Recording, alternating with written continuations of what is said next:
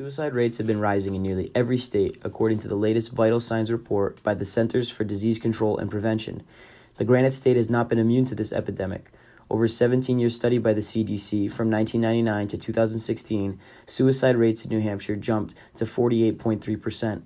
It's the second leading cause of death for ages 15 to 34 in the state, according to the American Foundation for Suicide Prevention.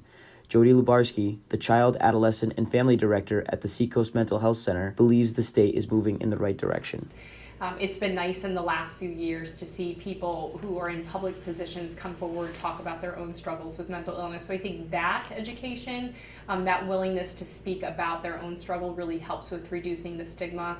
I think what we do as an agency and what the other agencies do to educate communities, but also how do we make access to care easier. In November, the state's Department of Health and Human Services released its 10-year mental health plan, calling for an infusion of $24 million for enhanced mental health programs in schools, more integration with primary care, and behavioral health services. Advocacy and education both are crucial in curbing the mental health stigma. Janet Scott is an individual who went through an extremely traumatic situation in the 1970s.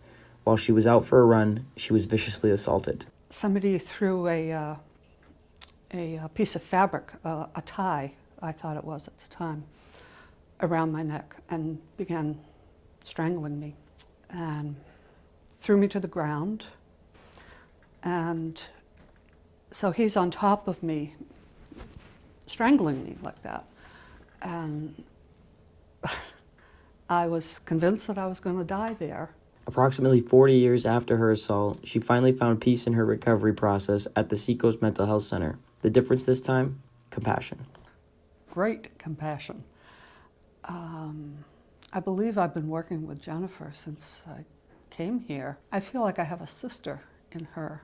I don't think of her as my therapist. I think of her as my most cherished friend.